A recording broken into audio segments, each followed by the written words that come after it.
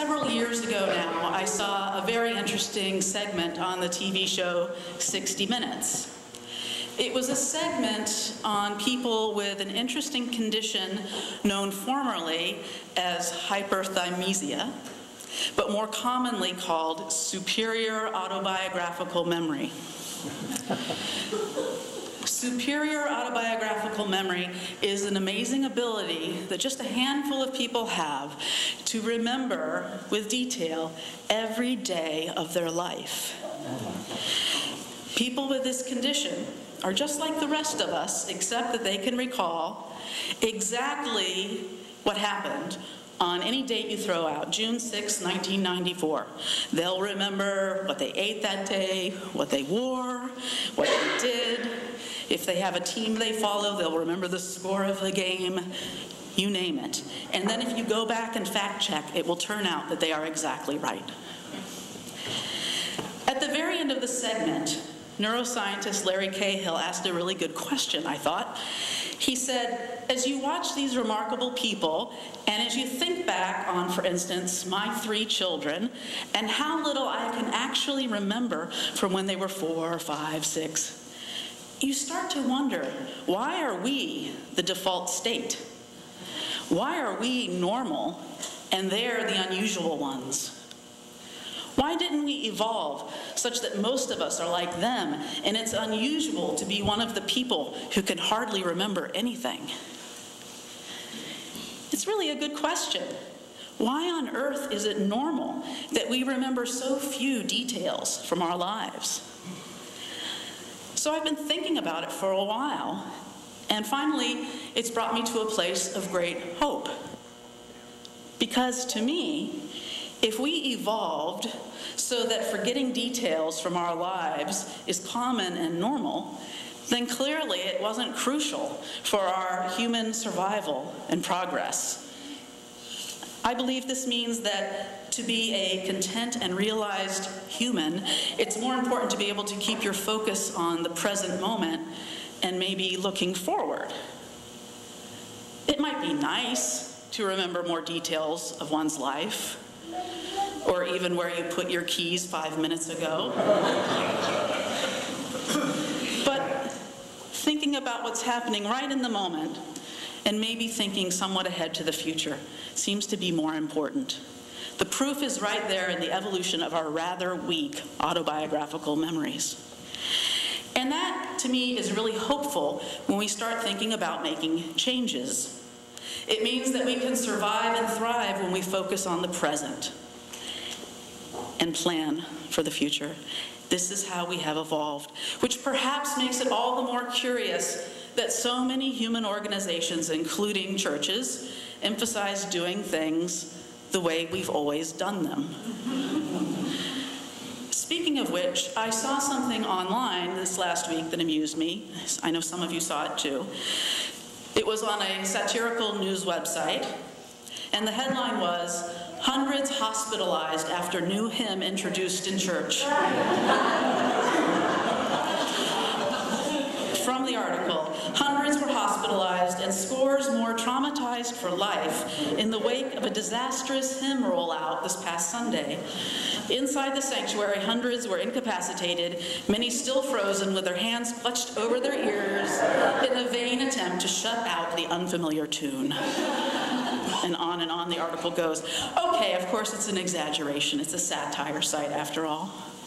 Last week we sang a few unfamiliar songs, and I thought you handled it swimmingly. You sounded quite good, at least to my ears. I today, for the first time in 10 years as a parish minister, asked a congregation to sing Enter, Rejoice, and Come In. I don't know why I always had an aversion to it in the past, and I thought it was really fun. I enjoyed it, so there you go. Perhaps more traumatizing last week, and perhaps this week, is what we didn't sing. I knew that some folks would be sad, and maybe are sad, that we didn't sing Spirit of Life. It's a beautiful hymn. If you asked me to name my favorite hymn in the Gray Hymnal, I would probably say Spirit of Life. And we will sing it again. But I thought for a change, we would do something a little different And I knew some of you at least would be glad for a change, even if just for a change of pace. But I knew others would experience it primarily as loss. And that's the thing about change. It always involves loss. Always. We often think that the hard thing about change is the fear of the unknown, the fear of something new. And it's true that that can be hard, and I'll get to that in a moment. But really, I think the hardest thing about change is the feeling of loss. So every change has gains and losses. Sometimes the gains are obviously bigger than the losses. Sometimes the losses are obviously bigger than the gains. But you always lose something. Sometimes all you lose is the comfort of the familiar. Sometimes all you lose is the idea of something. But sometimes the loss is much deeper. When I've counseled young couples planning a wedding, a first wedding, for instance, I encourage them, among other things, to acknowledge that even with the joys of a wedding and this new marriage, there is loss. Right? There's the loss, if the marriage vows go as intended, of having a new romance ever again, at least while you're still young, for starters. And for that matter, when you call a new settled minister, there is joy for you and for me, but there are losses too, if only the loss of other potential ministers for you or other potential congregations for me. Now, I see far more gain and goodness from this change in my life than loss, and I hope you do too. But the reality is, if you look and think about it, there's always some type of loss. The other thing about change is, of course, the fear of the unknown, fear of the new. Scary new hymns, that's nothing. Thinking back to that autobiographical memory phenomenon, while most of us so-called normal people don't remember the minutiae of our lives, we do usually remember the bigger things, the more consequential things. Sometimes we even remember the exact day that something happened. Those stay with us, even if we don't have super autobiographical memory. But it's interesting, I think, that when we think about making changes in our lives, we have a funny habit as a culture of making very detail-oriented, nitpicky kind of resolutions for change. When we want to change our lives for the better, what are the first things we think of? For instance, what are the most common New Year's resolutions? In our culture, probably the most common New Year's resolutions are resolving to eat better and exercise more. And both are excellent resolutions, which is why I make them each year. And it could be life-changing, but why not think on an even grander scale? For this morning's call to worship, you heard a saying of the Desert Fathers. The Desert Fathers were early Christian monks and mystics who lived in the Egyptian desert in the 3rd and 4th centuries AD, or the Common Era. The words you heard earlier are short enough that I'm going to repeat them. Abbot Lot, the young monk, came to Abbot Joseph, the elder monk, and said, "Father, to the limit of my ability, I keep my little rule, my little fast, my prayer, my meditation, my contemplative silence, and to the limit of my ability, I work to cleanse my heart of negative thoughts. And I still have not found what I seek. What more should I do?" And the elder rose up in reply and stretched out his hands to heaven, and his fingers became like 10 lamps of fire. And he said, "Why not be utterly changed into fire?" And indeed, why not? Why not be utterly transformed by the spirit of truth and mystery and beauty? Why not be totally transformed into one engrossed in a life of meaning and service? Instead of focusing on our little rule, why not be totally transformed by our vision of what is holy? Why not be utterly changed by the fire of commitment? Why not be utterly changed into fire? Why not truly dare to dream? Dare to dream you are a butterfly. Coming back down to the ground, way back down, Several years ago, I took a course at the Unitarian Universalist Association headquarters about adaptive leadership and adaptive change-making. Some of you might be familiar with this. These are the theories of the Harvard professor Ron Heifetz. The idea is that some changes require a technical solution and others require an adaptive solution. A technical solution is something that can usually be fixed relatively quickly if you have access to, say, hire an expert.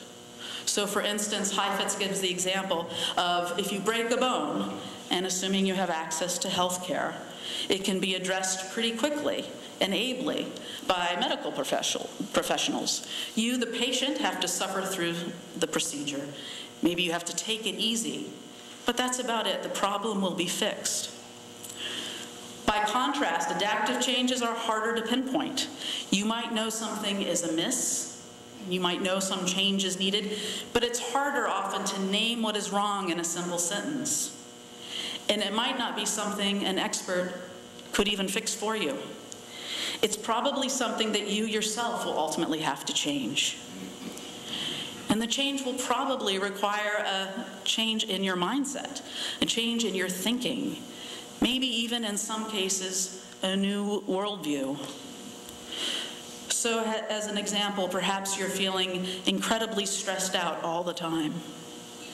Sure, you could go to an expert like a psychologist, probably a good idea. But ultimately, even if talk therapy is helpful to you, and even if ultimately you have a medication that's helpful to you, you'll still probably have to make some changes to truly feel better in the long run. You'll probably have to be part of your own solution.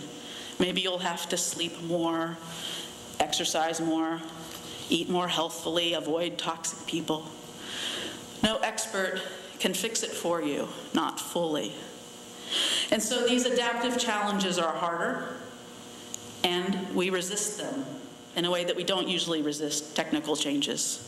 Technical changes usually require less from us.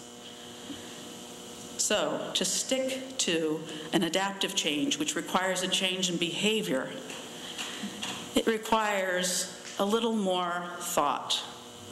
Now, this is not to say that technical change isn't important. It can be life-saving, right? But it's just more straightforward. Organizations are not unlike individuals when it comes to technical versus adaptive changes. So when this church realized that the building needed painting, once the resource of money was at hand, professionals, experts could be hired to fix it. And what a wonderful technical fix it is. I think the building exterior looks gorgeous, really well done. And then a very important technical change was needed when the alarm system needed to be upgraded. Wonderful. Experts came in, and that's a very important, potentially life-saving change. This congregation also identified that it wants to change its governance and committee structure. But you decided to wait until you had your new minister, your expert. That's me. Uh-oh. Because you had the sense that this was a technical change and an expert could help you fix it. And that's not wrong. But here's the thing. Changing governance and committee structure, for an example, is largely a technical problem. But it's not entirely a technical problem. It has adaptive elements. It will likely involve changing the way we think about doing church work, or even thinking about what the church's work ought to be. And that's adaptive, and that will require all of us to think a little differently. And that won't happen overnight.